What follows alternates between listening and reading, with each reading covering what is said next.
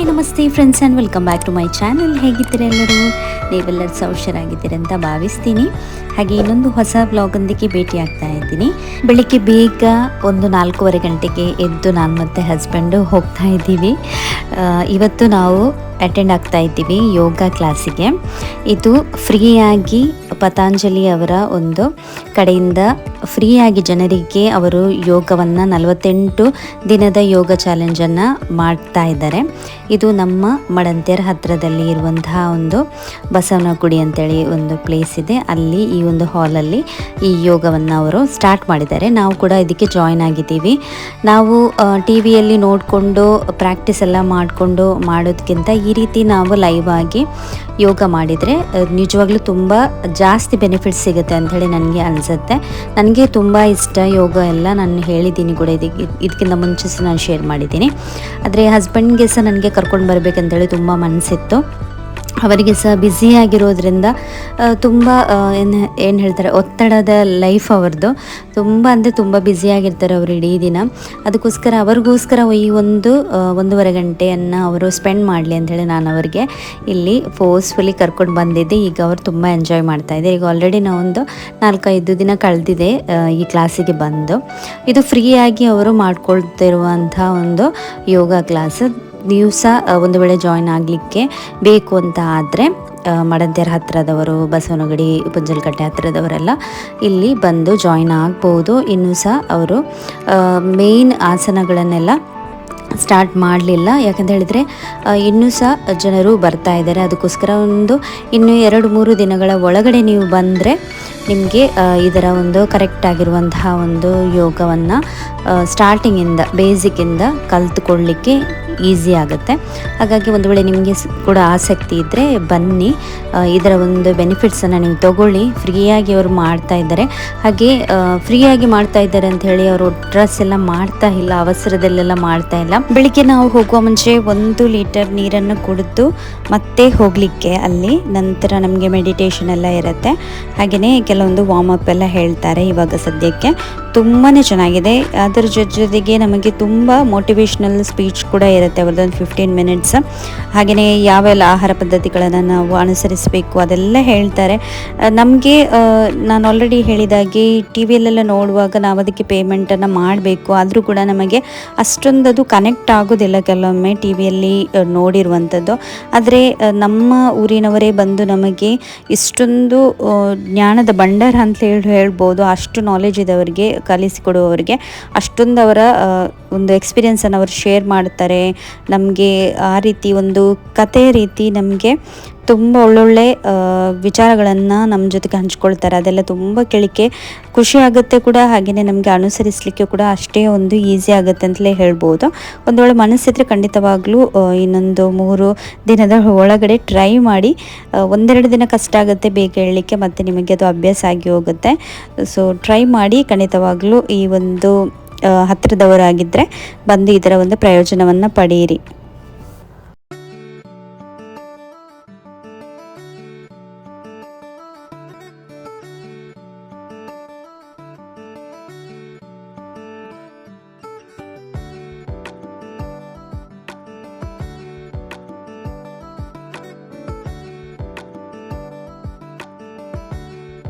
ಈ ಚಳಿಯ ಸಮಯದಲ್ಲಿ ನನಗೆ ನನ್ನ ಕೈಗೆ ಜಾಸ್ತಿಯಾಗಿ ಎಲರ್ಜಿ ಬೀಳುತ್ತೆ. ಎಲರ್ಜಿ ಅಂತ ಹೇಳಿದ್ರೆ ಸ್ವಲ್ಪ ಸ್ಕಿನ್ನೆಲ್ಲ ಸ್ವಲ್ಪ ಡ್ರೈ ಆಗುತ್ತೆ ಜಾಸ್ತಿನೇ. ನಾನು ಈ ಬಾಡಿ ಲೋಷನ್ ಎಲ್ಲ ಹಚ್ತೀನಿ, ಆದರೂ ಕೂಡ ನನ್ನ ಸ್ಕಿನ್ ತುಂಬ ಡ್ರೈ ಆಗುತ್ತೆ. ನಂತರ ಅದು ಹೊಡೆಯೋ ಥರ ಆಗುತ್ತೆ ಅಂತ ಹೇಳಿದ್ರೆ ಅಲ್ಲೆಲ್ಲಿ ಸ್ಲಿಟ್ ಬೀಳುತ್ತೆ. ನಂತರ ಅದಕ್ಕೆ ಸ್ವಲ್ಪ ಏನಾದರೂ ಸೋಪ್ ವಾಟರ್ ಎಲ್ಲ ಬಿದ್ದರೆ ಅದು ಜಾಸ್ತಿ ಆಗುತ್ತೆ. ಹಾಗಾಗಿ ನನಗೆ ತುಂಬ ನೋವು, ಅದು ತೀರಾ ನೋವು. ಮತ್ತು ನಾವು ಈ ಮಸಾಲೆ ಎಲ್ಲ ಕಡಿಲಿಕ್ಕೆಲ್ಲ ಆಗೋದಿಲ್ಲ ಅದರಲ್ಲಿ. ಹಾಗೆ ಸ್ವಲ್ಪ ಕೂಡ ಉರಿ ಬರುವಂಥ ಎಂಥ ಅಂಶ ಬಿದ್ದರೂ ಸಹ ತುಂಬ ಜಾಸ್ತಿನೇ ನೋವಾಗುತ್ತೆ. ಹಾಗಾಗಿ ನಾನು ಸ್ವಲ್ಪ ಗ್ಲೌಸ್ ಎಲ್ಲ ಹಾಕಿಬಿಟ್ಟು ವರ್ಕನ್ನು ಮಾಡ್ತಾಯಿದ್ದೀನಿ. ಆಲ್ರೆಡಿ ಮದ್ದನ್ನು ಸಹ ತಂದಿದ್ದೀನಿ. ಈಗ ಸರ್ತಿ ನನಗೆ ಸ್ವಲ್ಪ ಜಾಸ್ತಿ ಆಗಿದೆ. ಯಾವಾಗಲೂ ನನಗೆ ಆಗುತ್ತೆ, ಆದರೆ ಅದರಷ್ಟಕ್ಕೆ ನಿಲ್ಲುತ್ತೆ ಕೂಡ. ಆದರೆ ಈ ಸರ್ತಿ ಸ್ವಲ್ಪ ಸೀವಿಯರ್ ಆಗಿದೆ. ಅದಕ್ಕೆ ನಾನು ಮದ್ದನ್ನು ಕೂಡ ತಂದಿದ್ದೀನಿ. ಸೊ ಟ್ಯಾಬ್ಲೆಟ್ಸ್ ಸಹ ಕೊಟ್ಟಿದ್ದಾರೆ. ಈ ಟ್ಯಾಬ್ಲೆಟ್ಸನ್ನು ತಿಂದೇ ನನಗೆ ಸಾಕಾಗಿ ಹೋಗುತ್ತೆ. ನಿಜವಾಗ್ಲೂ ಇಂಥೆಲ್ಲ ವಿಷಯಕ್ಕೆ ನಾನು ಜಾಸ್ತಿಯಾಗಿ ಟ್ಯಾಬ್ಲೆಟ್ಸ್ ಎಲ್ಲ ತೊಗೊಳ್ಳಿಕ್ಕೆ ಹೋಗೋದಿಲ್ಲ. ಆದರೆ ಈ ಸರ್ತಿ ನಾನು ಹೋದೆ. ಯಾಕಂತ ಹೇಳಿದರೆ ನಮಗೆ ಹೌಸ್ ಹೆಲ್ಪರ್ಸ ಇಲ್ಲ ಇವಾಗ ಸದ್ಯಕ್ಕೆ. ಅದಕ್ಕೋಸ್ಕರ ನಾನು ಟ್ಯಾಬ್ಲೆಟ್ಸನ್ನು ಸಹ ತಗೊಂಡೆ ಬೇಗ ಗುಣ ಆಗಲಿ ಅಂತೇಳಿ. ಈವನ್ ಗ್ಲೌಸ್ ಸಹ ನಾನು ಹಾಕ್ತಾ ಇದ್ದೀನಿ. ಗ್ಲೌಸ್ ಒಳಗಡೆ ತುಂಬ ಜಾಸ್ತಿ ಹೊತ್ತು ಕೈ ಇಟ್ಟರೂ ಕೂಡ ಅದು ಒಂಥರ ಆಗುತ್ತೆ, ಮತ್ತು ತುಂಬ ಜಾಸ್ತಿನೇ ನನಗೆ ಪೇಯ್ನ್ ಆಗಲಿಕ್ಕೆ ಸ್ಟಾರ್ಟ್ ಆಗುತ್ತೆ. ಆದರೆ ಕೆಲಸ ಸ್ವಲ್ಪ ಮಾಡಲಿಕ್ಕೆ ಈಸಿ ಆಗುತ್ತೆ. ಇಲ್ಲದಿದ್ದರೆ ಏನಾದರೂ ಒಂದು ವಸ್ತು ಟಚ್ ಆಗಬೇಕಾದ್ರೂ ಅದು ಅಷ್ಟೇ ಪೇಯ್ನ್ ಇರುತ್ತೆ, ತುಂಬ ಪೇಯ್ನ್ಫುಲ್ ಇರುತ್ತೆ. ಸಣ್ಣ ಸ್ಲಿಟ್ ಆದರೂ ಕೂಡ ತುಂಬ ಹೆವಿ ಪೇಯ್ನ್ ಇರುತ್ತೆ. ಜಾಸ್ತಿಯಾಗಿ ನಾವು ಅಡುಗೆ ಮಾಡುವಂಥ ಸಮಯದಲ್ಲಿ ಪಾತ್ರೆ ತೊಳೆಯುವಾಗೆಲ್ಲ ನಮಗೆ ತುಂಬ ಅಂದರೆ ತುಂಬ ಉರಿ ಬರುವಂಥದ್ದು ನನಗೆ.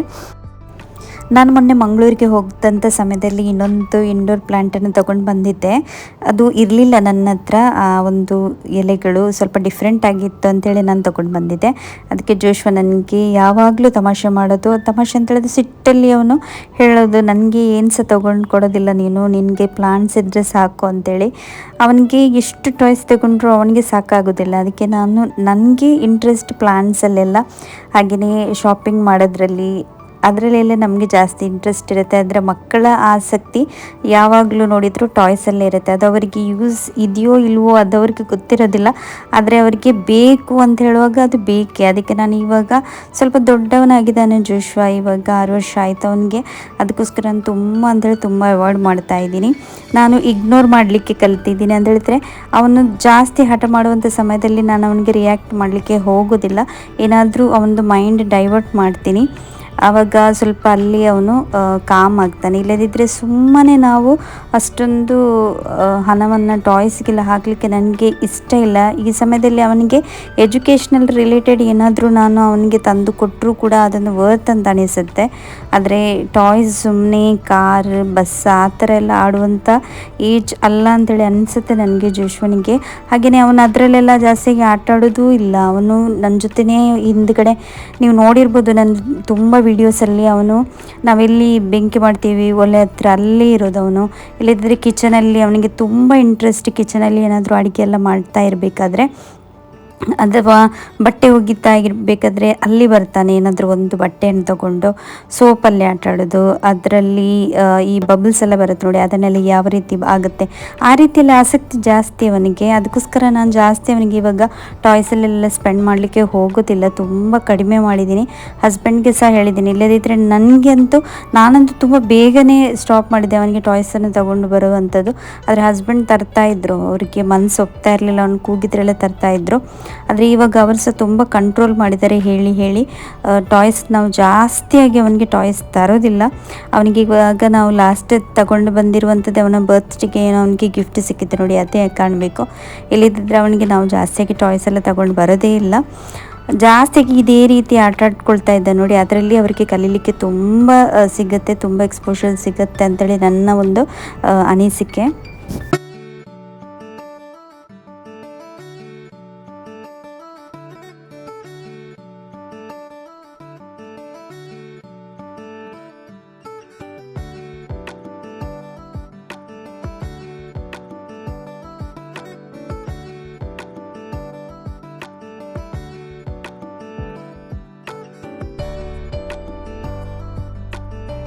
ನಾನು ಜಾಸ್ತಿಯಾಗಿ ಟೀ ಕಾಫಿ ಎಲ್ಲ ಅವಾಯ್ಡ್ ಮಾಡ್ತೀನಿ. ಕೆಲವೊಮ್ಮೆ ಮನಸ್ಸಾದರೆ ನಾನು ಕುಡಿತೀನಿ, ಯಾಕೆಂತ ಹೇಳಿದರೆ ಅಭ್ಯಾಸವಲ್ಲ. ಯಾಕಂತ ಹೇಳಿದರೆ ನಾವು ತುಂಬ ಸಮಯದಿಂದ ಸಣ್ಣದಿಂದಲೂ ಕೂಡ ಇದನ್ನು ಕುಡಿತಾ ಬಂದಿದ್ದೀವಿ, ಹಾಗಾಗಿ ಸ್ವಲ್ಪ ಕಂಟ್ರೋಲ್ ಮಾಡಲಿಕ್ಕೆ ಕಷ್ಟ ಆಗುತ್ತೆ. ಮನಸ್ಸಿದ್ದರೆ ನಾನು ಕುಡಿತೀನಿ, ಇಲ್ಲದಿದ್ದರೆ ಕುಡಿಯೋದಿಲ್ಲ, ನಾನು ಅವಾಯ್ಡ್ ಮಾಡ್ತೀನಿ. ಯಾಕಂತ ಹೇಳಿದರೆ ಅದಕ್ಕೆ ಸಕ್ಕರೆಯನ್ನು ನಾವು ಹಾಕ್ಕೊಂಡಿರ್ತೀವಿ. ಆದರೆ ಜಾಸ್ತಿ ಇಷ್ಟ ಆದರೆ ಏನಾದರೂ ತಿಂಡಿ ಚೆನ್ನಾಗಿ ಮಾಡ್ತಾಯಿದ್ದೀವಿ ಆದರೆ ನಾನು ಟೀಯನ್ನು ಮಾಡ್ಕೊಳ್ತೀನಿ. ಹಾಗೆ ಇವತ್ತು ನಾನು ಚಪಾತಿ ಮಾಡಿಕೊಂಡಿದ್ದೆ. ಚಪಾತಿಗೆ ನಾನು ಈ ಹುರಿಕಡಲೆ ಬರುತ್ತೆ ನೋಡಿ, ಅದರ ಪೌಡರ್ ಮಾಡಿಟ್ಟಿದ್ದೀನಿ, ಪ್ರೋಟೀನ್ ಪೌಡರ್.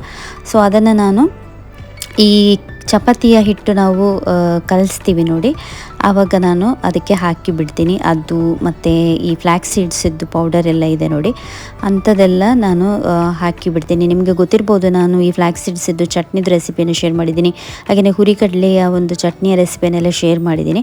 ಸೊ ಅದೇ ರೀತಿ ನೀವು ಸ್ವಲ್ಪ ಮಾಡ್ಕೊಂಡಿಟ್ಟರೆ ಫ್ರಿಜ್ಜಲ್ಲಿಟ್ಟರೆ ಎಣ್ಸ ಆಗೋದಿಲ್ಲ. ಅದನ್ನು ನಾವು ಚಪಾತಿ ಮಾಡುವಂಥ ಸಮಯದಲ್ಲಿ ಹಾಕಿದರೆ ಅದು ರಿಚ್ ಇನ್ ಪ್ರೋಟೀನ್ ಆಗಿರುತ್ತೆ, ಹಾಗೆಯೇ ಒಳ್ಳೆಯದ ಹೆಲ್ದಿ ಕೂಡ ನಮಗೆ. ಈಗ ಜೋಶ್ವನಿಗೆ ನಾನು ಫ್ಲ್ಯಾಕ್ಸ್ ಸೀಡ್ ಇದೇ ರೀತಿ ಏನಾದರೂ ತಿನ್ನಲಿಕ್ಕೆ ಕೊಟ್ಟರೆ ಅಥವಾ ಗಂಜಿ ಜೊತೆ ಕೊಟ್ಟರೆ ಎಲ್ಲ ಅವನು ತಿನ್ನೋದಿಲ್ಲ, ಅವನಿಗೆ ಇಷ್ಟ ಆಗೋದಿಲ್ಲ.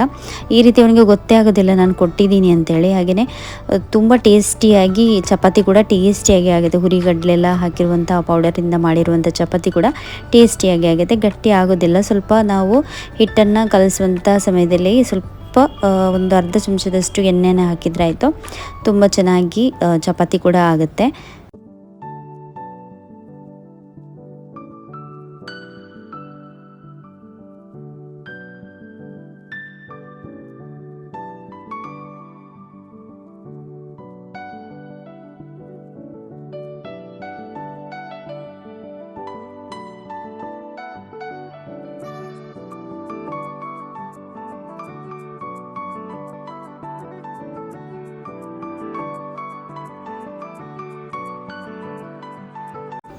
ಯೋಗ ಮಾಡಿ ಬಂದಾದ ನಂತರ ನಾನು ಜೋಶ್ವನಿಗೆ ಕೂಡ ಮನೆಯಲ್ಲಿ ಯೋಗ ಎಲ್ಲ ಮಾಡಿಸ್ತೀನಿ. ಅದಾದ ನಂತರ ನಾನು ಅವನಿಗೆ ಟಿಫಿನ್ ಎಲ್ಲ ರೆಡಿ ಮಾಡಿ ಕೊಡ್ತೀನಿ. ಇಲ್ಲಿ ನೋಡ್ಬೋದು ಟಿಫಿನಲ್ಲಿ ಹಾಕಿರುವಂಥ ಒಂದು ಚಪಾತಿಯನ್ನು ಬೇಗ ಬೇಗ ತೆಗಿತಾ ಇದ್ದಾನೆ. ಟಿಫಿನ್ ನಾನು ಪ್ಯಾಕ್ ಮಾಡುವಂಥ ಸಮಯದಲ್ಲಿ ನನ್ನ ಜೊತೆನೇ ಇರ್ತಾನೆ, ಏನಂತೇಳಿ ಗೊತ್ತಿಲ್ಲ, ಅವನಿಗೆ ಒಂದೇ ಚಪಾತಿ ಬೇಕು, ಒಂದೇ ದೋಸೆ ಬೇಕು, ಆ ರೀತಿ. ಹಾಗೆಯೇ ನಾನು ಇವಾಗ ಸ್ವಲ್ಪ ದಿನದಿಂದ ಅಬ್ಸರ್ವ್ ಮಾಡಿದ್ದೆ, ಅವನದು ಟಿಫಿನ್ ಬ್ಯಾಗ್ ಏನೋ ಅವ್ನು ಕೊಂಡೋಗ್ತಾನೆ ನೋಡಿ, ಅದರಲ್ಲಿ ಫುಡ್ಡೆಲ್ಲ ಅದೇ ರೀತಿ ಇರುತ್ತೆ. ಇವತ್ತು ನಾನು ಕೊಟ್ಟಿರುವಂತಹ ಈ 2 ಚಪಾತಿಲಿ ಒಂದು ಚಪಾತಿ ಈ ಒಂದು ಬ್ಯಾಗ್ ಏನಿದೆ ನೋಡಿ ಅದರ ಒಳಗಡೆ ಇತ್ತು. ಟಿಫಿನ್ ಖಾಲಿ ಇರುತ್ತೆ. ಅವನು ಟೀಚರಿಗೆ ವಿಷಯ ಗೊತ್ತಿಲ್ಲದೆ ಈ ರೀತಿ ಮಾಡ್ತಾ ಇದ್ದನು ಏನೋ ಅಂತೇಳಿ ಗೊತ್ತಾಗಲಿಲ್ಲ. ನಂತರ ಒಂದು 2-3 ದಿನ ನಾನು ಸರಿಯಾಗಿ ಅಬ್ಸರ್ವ್ ಮಾಡ್ತಾ ಇರಬೇಕಾದ್ರೆ ದಿನಾಲೂ ಈ ಬ್ಯಾಗಲ್ಲಿ ನಾನು ಕೊಟ್ಟಿರುವಂತಹ ಅನ್ನ ಆಗಿರ್ಬೋದು ಅಥವಾ ಏನೆಲ್ಲ ನಾನು ಫುಡ್ ಕೊಡ್ತೀನಿ ನೋಡಿ, ಅದು ಜಾಸ್ತಿಯಾಗಿ ಒಂದು 50% ಅಷ್ಟು ಕ್ವಾಂಟಿಟಿಯಲ್ಲಿ ಇದರ ಒಳಗಡೆನೇ ಇರ್ತಾ ಇತ್ತು. ಅದಕ್ಕೆ ನಾನು ಅವರಿಗೆ ಕಂಪ್ಲೇಂಟ್ ಮಾಡಿದ್ದೆ ಕೂಡ ಮಿಸ್ಸಿಗೆ. ಅವರಿಗೆ ಸಹ ಗೊತ್ತಿರಲಿಲ್ಲ, ಯಾಕಂತ ಹೇಳಿದರೆ ಎಷ್ಟೊಂದು ಮಕ್ಕಳಿರುವಾಗ ಅವರಿಗೆ ಸಹ ಎಲ್ಲರ ಮೇಲೆ ಕಣ್ಣಿಡ್ಲಿಕ್ಕೆ ಕಷ್ಟ ಆಗುತ್ತೆ. ಹಾಗಾಗಿ ಅವರಿಗೆ ನಾವು ಇನ್ಫಾರ್ಮ್ ಮಾಡಿದ ನಂತರ ಅವರು ಹೇಳಿದರು, ನಾನು ಇನ್ನು ನೋಡ್ತೀನಿ, ಚೆಕ್ ಮಾಡ್ತೀನಿ, ಅವನನ್ನು ನನ್ನ ಜೊತೆಗೆ ಕೂತ್ಕೊಳಿಸ್ತೀನಿ ಅಂಥೇಳಿ. ಅದಕ್ಕೆ ಕೂಡ ತುಂಬ ಬೈತಿದ್ದ ನನಗೆ ಮತ್ತು ಹಸ್ಬೆಂಡ್ಗೆ, ಯಾಕೆ ಮಿಸ್ಸಿಗೆಲ್ಲ ಹೇಳ್ತೀರಾ ಅಂತ ಹೇಳಿ. ಆದರೆ ನನಗೆ ಏನಂತ ಹೇಳಿದರೆ ಬೆಳಿಗ್ಗೆ ಅವನು ಒಂದು ಬ್ರೇಕ್ಫಾಸ್ಟ್ ಮಾಡ್ಕೊಂಡು ಹೋಗೋದು, ಅದರಲ್ಲಿ ಕೂಡ ಅರ್ಧ ಸ್ನ್ಯಾಕ್ಸನ್ನು ತಿಂದುಬಿಟ್ಟು ಊಟ ಸಹ ಮಾಡೋದಿದ್ದರೆ ಸಂಜೆ 4 ಗಂಟೆ 4:15 ಆಗುತ್ತೆ ಅವನ ಮನೆಗೆ ಬರಬೇಕಾದ್ರೆ. ಅಷ್ಟೊಂದು ಸಮಯದಲ್ಲಿ ಅವನು ಖಾಲಿ ಹೊಟ್ಟೆಯಲ್ಲೆಲ್ಲ ಇರೋದು ಸರಿಯಲ್ಲಲ್ಲ. ಅದಕ್ಕೋಸ್ಕರ ನಾನು ಮ್ಯಾಮಿಗೆ ಒಂದು ಕಂಪ್ಲೇಂಟ್ ಮಾಡಿದೆ. ಇವಾಗ ನೋಡಬೇಕು ಇನ್ನು ಯಾವ ರೀತಿ ಅವನು ಊಟ ತಿಂಡಿ ಮಾಡ್ತಾನೆ ಅಂಥೇಳಿ. ಇನ್ನೂ ಸಹ ಅವನು ಊಟ ತಿಂಡಿ ಕರೆಕ್ಟಾಗಿ ಶಾಲೆಯಲ್ಲಿ ಮಾಡೋದಿದ್ದರೆ ಅವನಿಗೆ ಮನೆಗೆ ಕರ್ಕೊಂಡು ಬಂದು ಲಂಚ್ ಮಾಡಿಸಿ ನಂತರ ವಾಪಸ್ ಕರ್ಕೊಂಡು ಹೋಗೋದು, ಆ ರೀತಿ ಏನಾದರೂ ಪ್ಲ್ಯಾನ್ ಮಾಡಬೇಕು. ಯಾಕಂತ ಹೇಳಿದರೆ ನಮ್ಮ ಮನೆ ಕೂಡ ಹತ್ತಿರ ಶಾಲೆಗೆ, ಆ ರೀತಿ ಏನಾದರೂ ಮಾಡ್ಕೊಳ್ಳೋಣ ಅಂಥೇಳಿ ಪ್ಲ್ಯಾನ್ ಮಾಡಿದ್ದೀನಿ. ಇಲ್ಲದಿದ್ದರೆ ಅವನು ಮೊದಲಿಗೆ ಅವನು ಅಂಡರ್ ವೇಟ್ ಇದ್ದಾನೆ, ಇಲ್ಲದಿದ್ದರೆ ಈ ರೀತಿ ಊಟ ಸಹ ಮಾಡೋದಿದ್ದರೆ ತುಂಬ ಕಷ್ಟ ಆಗುತ್ತೆ ಅವನಿಗೆ. ಇನ್ನೂ ಸಹ ತುಂಬ ಕಲೀಲಿಕ್ಕಿದೆಲ್ಲ ಮಕ್ಕಳಿಗೆ, ಹಾಗಾಗಿ ಸ್ವಲ್ಪ ಎನರ್ಜಿ ಏನಾದರೂ ಬೇಕು. ಇಡೀ ದಿನ ಆಟ ಆಡ್ತಾರೆ ಎಲ್ಲ ಮಕ್ಕಳು.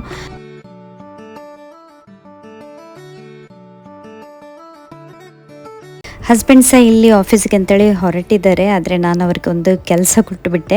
ನಮ್ಮದು ಈ ಒಂದು ಮೆಲಸ್ಟೋಮ್ ಅಂತ ಹೇಳ್ತೀವಿ ನಾವು, ಈ ಗಿಡ ತುಂಬ ಹೂವು ಆಗುತ್ತೆ ಇವಾಗ ನವಂಬರ್ ತಿಂಗಳಲ್ಲಿ. ಇದರಲ್ಲಿ ಆ ಗಿಡಕ್ಕೆ ಯಾವುದೋ ಒಂದು ಬಳ್ಳಿ ಇದೆಯಲ್ಲ, ಯಾವುದೋ ಕಾಟ್ ಅಂತ ಹೇಳ್ತೀವಿ ನಾವು, ಅದು ಯೂಸ್ ಇಲ್ಲದ ಒಂದು ಬಳ್ಳಿ, ಅದನ್ನು ಫುಲ್ ಹಾಕಿಬಿಟ್ಟು ಅದನ್ನು ಬೆಂಡ್ ಮಾಡಿಬಿಟ್ಟಿದೆ. ಇನ್ನು ಜಾಸ್ತಿ ಬೆಂಡಾದರೆ ಎಲ್ಲ ಗೆಲ್ಲುಗಳೆಲ್ಲ ಕಟ್ಟಾಗುತ್ತೆ. ಅದಕ್ಕೆ ನಾನು ಹೇಳ್ತಾ ಇದ್ದೆ, ಅದಕ್ಕೆ ಬಲ ಬೇಕು. ಹಾಗೆಯೇ ನನಗೆ ಬೆರಳಿಗೆ ಫುಲ್ ಎಲರ್ಜಿ ಸಹ ಆಗಿದೆ ಅಲ್ವಾ, ಅದಕ್ಕೆ ನನಗೆ ಅದನ್ನು ಎಳಿಲಿಕ್ಕೆ ಕೂಡ ಆಗೋದಿಲ್ಲ. ಅದಕ್ಕೆ ಹೇಳಿದೆ ಇವಾಗಲೇ ಅದನ್ನು ತೆಗೆದು ಬಿಡಿ ಅಂತೇಳಿ. ಮತ್ತೆ ಹೇಳುವಾಗ ಅವರಿಗೆ ಟೈಮೇ ಸಿಗೋದಿಲ್ಲ. ಅವರು ಸಂಜೆ ಬರುವಾಗ ಸಹ ಕೆಲವೊಮ್ಮೆ ಒಂದೊಂದು ದಿನ ಒಂದೊಂದು ಟೈಮ್ ಆಗುತ್ತಲ್ವ, ಹಾಗಾಗಿ ಇವಾಗಲೇ ತೆಗೆದು ಬಿಡಿ ಅಂತೇಳಿ ಅವರಿಗೆ ಒತ್ತಾಯ ಮಾಡಿಸಿ ಅದನ್ನು ನಾನು ಕಟ್ ಮಾಡಿಸಿದೆ. ಇಲ್ಲಿ ನಾವು ಮೊನ್ನೆ ಸಪ್ತಾಹಕ್ಕೆ ಕೆಲವೊಂದು ಬ್ಯಾನರ್ಸ್ ಎಲ್ಲ ನಾವು ಹಾಕಿದ್ವಿ ಅಲ್ವಾ, ಅದನ್ನೆಲ್ಲ ಚೆನ್ನಾಗಿ ಫೋಲ್ಡ್ ಮಾಡಿ ಎಲ್ಲ ಒಂದು ಕಡೆ ಇಡ್ತಾ ಇದ್ದೀವಿ ನಾನು ಮತ್ತು ಪ್ರವೀಣ.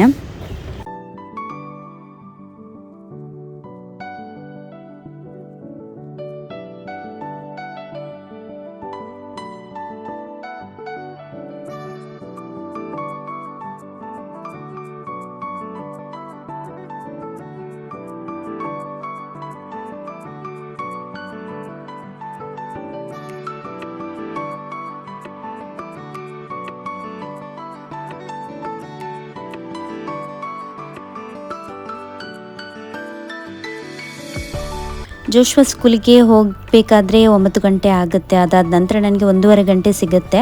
ನಂತರ ನನಗೆ ಲಾಗಿನ್ ಆಗಲಿಕ್ಕೆ ಇರುತ್ತೆ. ಹಾಗಾಗಿ ಆ 1:30 ಗಂಟೆಯಲ್ಲಿ ನನ್ನಿಂದ ಎಷ್ಟು ಸಾಧ್ಯ ಆಗುತ್ತೆ ನೋಡಿ ಅಷ್ಟು ಕೆಲಸವನ್ನು ನಾನು ಮಾಡಿಟ್ಟು ಹೋಗ್ತೀನಿ. ನಂತರ ನಾನು ಸಂಜೆ ಬಂದು ಕೆಲಸವನ್ನು ಮಾಡ್ಕೊಳ್ಳುವಂಥದ್ದು. ಅದೇ ಥರ ನಾನು ಸ್ವಲ್ಪ ಡಿವೈಡ್ ಮಾಡ್ಕೊಳ್ತೀನಿ ಕೆಲಸವನ್ನು. ಆವಾಗ ಈಸಿ ಆಗುತ್ತೆ. ಒಂದೇ ದಿನ ಎಲ್ಲ ಕೆಲಸ ಮಾಡಲಿಕ್ಕೆ ಸಾಧ್ಯ ಆಗೋದಿಲ್ಲ. ಅದಕ್ಕೆ ಇವಾಗ ನಾನು ಈಗ ಪಾತ್ರೆ ತೊಳೆದ್ರೆ ಒಂದು ದಿನ ನಾನು ನೆಲ ಒರೆಸ್ತೀನಿ, ಇನ್ನೊಂದು ದಿನ ಬಾತ್ರೂಮನ್ನು ಕ್ಲೀನ್ ಮಾಡ್ತೀನಿ. ಆ ರೀತಿ ಸ್ವಲ್ಪ ಅಡ್ಜಸ್ಟ್ಮೆಂಟನ್ನು ಮಾಡ್ಕೊಳ್ತಾ ಇದ್ದೀನಿ. ಇವಾಗ ಕೈ ಸ್ವಲ್ಪ ನೋವು ಇರೋದ್ರಿಂದ ಇನ್ನೂ ಸಹ ಕಷ್ಟ ಆಗಿದೆ. ಇಲ್ಲದಿದ್ದರೆ ಆರಾಮದಲ್ಲಿ ಮಾಡ್ಕೊಳ್ಬೋದು, ಅಷ್ಟೊಂದೇನು ಕಷ್ಟ ಅಂತೇಳಿ ಅನಿಸೋದಿಲ್ಲ ನನಗೆ. ಆದರೆ ಕೈ ಒಂದು ಸರಿ ಆದರೆ ಬೇಗ ಈಸಿಯಾಗಿ ಮಾಡ್ಕೊಳ್ತೀನಿ ಅಂತೇಳಿ ಅಂದ್ಕೊಳ್ಳುವಂಥದ್ದು. ನಾನು ಇಲ್ಲದ್ರೆ ಗ್ಲೌಸ್ ಹಾಕಬೇಕು. ಈ ಗ್ಲೌಸ್ ಹಾಕಿದ್ರೂ ಸಹ ಒಂದು ದೊಡ್ಡ ಕಷ್ಟ ಅಂತ ಹೇಳಿದರೆ ಅದನ್ನು ಕರೆಕ್ಟ್ ಮೇಂಟೈನ್ ಸಹ ಮಾಡ್ಕೊಳ್ಬೇಕು. ಬೈ ಚಾನ್ಸ್ ಇಲ್ಲಾದರೂ ಗ್ಲೌಸ್ ಒಳಗಡೆ ನೀರಿದ್ದ ಅಂಶ ಇದ್ದರೆ ಅದನ್ನು ನಾನು ಮತ್ತೊಮ್ಮೆ ವೇರ್ ಮಾಡಿದರೆ ಕೂಡ ಇನ್ಫೆಕ್ಷನ್ ಜಾಸ್ತಿ ಆಗೋ ಚಾನ್ಸಸ್ ಇರುತ್ತೆ. ಹಾಗಾಗಿ ಅದನ್ನು ಡ್ರೈ ಆಗಿ ಇಡಲೇಬೇಕಾಗುತ್ತೆ. ಆದರೆ ಈ ಗ್ಲೌಸನ್ನು ಹಾಕಿ ಕೆಲಸ ಮಾಡಿದರೆ ನನಗೆ ಸ್ವಲ್ಪ ಸ್ಪೀಡಾಗಿ ಕೆಲಸ ಮಾಡಲಿಕ್ಕೆ ಆಗುತ್ತೆ, ನೋವು ಅಷ್ಟು ಗೊತ್ತಾಗೋದಿಲ್ಲ. ಗ್ಲೌಸನ್ನು ತೆಗೆದು ನಾನು ಎಂತಾದರೂ ಒಂದು ವಸ್ತುವನ್ನು ಟಚ್ ಮಾಡಿದರೂ ಕೂಡ ನನಗೆ ತುಂಬ ಉರಿ ಬರುತ್ತೆ. ಅದೆಂತ ಹೇಳಿದ್ರೆ ಚಾಕು ಹಿಡಿದು ನೋಡಿ ನಾವು ಯಾವ ರೀತಿ ಸ್ಲಿಟ್ ಮಾಡ್ತೀವಲ್ವ ಅದೇ ರೀತಿ ಅದರಷ್ಟಕ್ಕೆ ಅದು ಬೆರಳಲ್ಲಿ ಆಗುವಂಥದ್ದು. ಯಾವ ರೀತಿ ಅಂತ ಹೇಳಿದರೆ ಕೆಮಿಕಲ್ಸ್ ಇರುತ್ತೆ ಸೋಪಲ್ಲಿ, ಕೆಲವರಿಗೆ ಅದರದ್ದು ಎಲರ್ಜಿ ಇರುತ್ತೆ ಅಲ್ವಾ, ಆ ರೀತಿಯ ಅಥವಾ ಇವಾಗ ಚಳಿಗಾಲಕ್ಕೆ ನನಗೆ ಈ ರೀತಿ ಆಗ್ತಾ ಇದೆಯಾ ಅಂತೇಳಿ ಅಂತ ಗೊತ್ತಿಲ್ಲ ನನಗೆ ಲಾಸ್ಟ್ ಇಯರ್ಸ್ ಆಗಿತ್ತು, ಆದರೆ ಇಷ್ಟು ಸಿವಿಯರ್ ಆಗಿರಲಿಲ್ಲ. ಈ ಸರಿ ತುಂಬ ಜೋರಾಗಿ ಆಗಿದೆ. ಸೋಪಲ್ಲಿ ಸಹ ಎಫೆಕ್ಟ್ ಆಗುತ್ತೆ ಅಂತೇಳಿ ಅನಿಸುತ್ತೆ ನನಗೆ.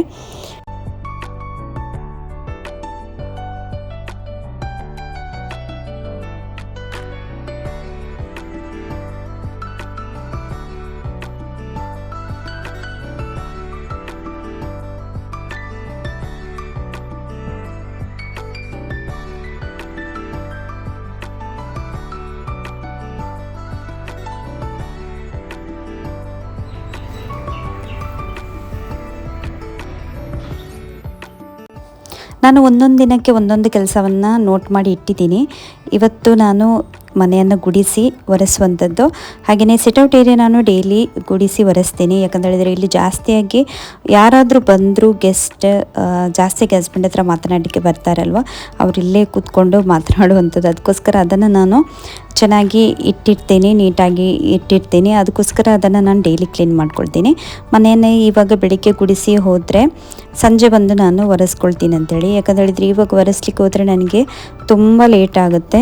ಆ ರೀತಿ ಮಾಡಲಿಕ್ಕೆ ಆಗೋದಿಲ್ಲ. ನನಗೆ ಕರೆಕ್ಟ್ ಟೈಮಿಗೆ ನಾನು ಲಾಗಿನ್ ಆಗಬೇಕು. ನನ್ನ ಕೆಲಸವನ್ನು ನಾನು ಆಫೀಸಿದ್ದು ನೋಡ್ಕೊಳ್ಳೇಬೇಕಾಗುತ್ತೆ.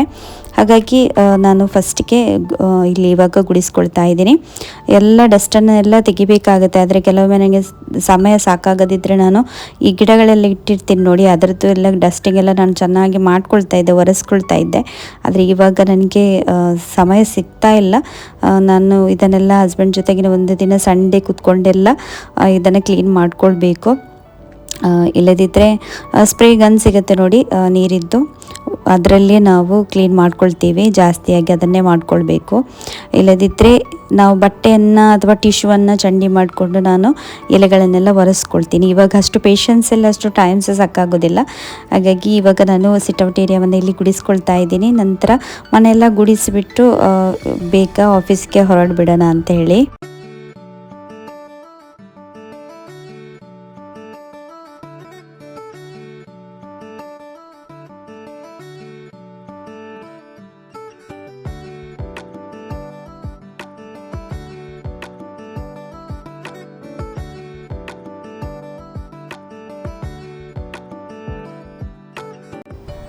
ಇದುವೇ ನಂದು ಮಾರ್ನಿಂಗ್ ರೂಟೀನ್. ತುಂಬ ಸಿಂಪಲ್ ಆಗಿರುತ್ತೆ, ಜಾಸ್ತಿ ಏನು ಸ್ಪೆಷಲ್ ಅಂತೇಳಿ ಇಲ್ಲ. ಸಿಂಪಲ್ಲಾಗಿ ಕೂಡ ನಾನು ವಿಡಿಯೋನ ಮಾಡಿದ್ದೀನಿ. ಜಾಸ್ತಿನ ಎಕ್ಸ್ಪೆಕ್ಟೇಷನ್ಸ್ ಇಡ್ತಾ ಇಲ್ಲ.